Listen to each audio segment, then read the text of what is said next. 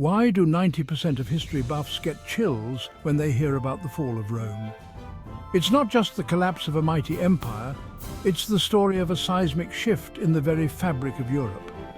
The fall of Rome is a tale of transformation, upheaval, and the birth of new powers. Because it's the story of tribes reshaping a continent. These tribes, often seen as mere footnotes in the grand narrative of history, were the architects of a new Europe. Their movements, battles, and settlements laid the groundwork for the modern nations we know today. Picture this. It's the 4th century CE and the Western Roman Empire is crumbling. The once invincible legions are stretched thin, the borders are under constant threat, and the heart of the empire is rife with political intrigue and corruption. The stage is set for a dramatic transformation. Enter the Visigoths, led by the relentless King Alaric. These were not mere barbarians. They were a sophisticated and strategic people, driven by a desire for a place in the sun. Alaric, a former Roman military commander, knew the empire's weaknesses and exploited them with precision.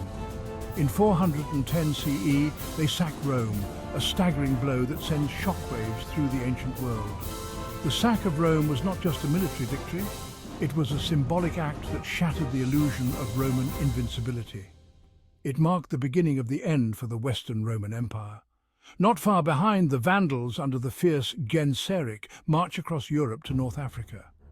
The Vandals were a formidable force, known for their naval prowess and their ability to strike fear into the hearts of their enemies. Their journey was one of conquest and transformation. They capture Carthage and establish a powerful kingdom, forever altering the region's fate.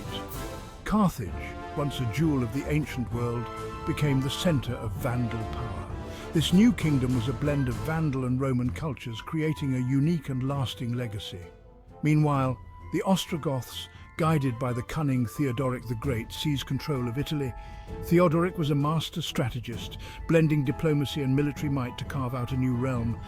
His reign brought a period of stability and cultural flourishing to Italy. It's a strategic masterpiece that paves the way for a new order. Theodoric's Italy was a melting pot of cultures, where Roman traditions mingled with Gothic customs, creating a vibrant and dynamic society.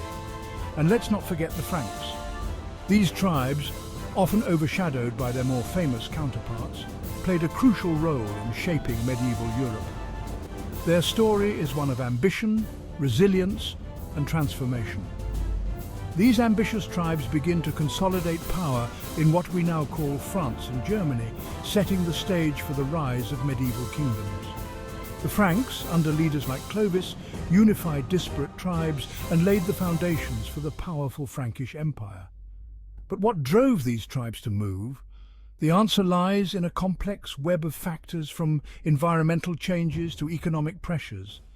These migrations were not random, they were calculated moves driven by necessity and opportunity. Pressures from the fearsome Huns and the relentless search for new resources.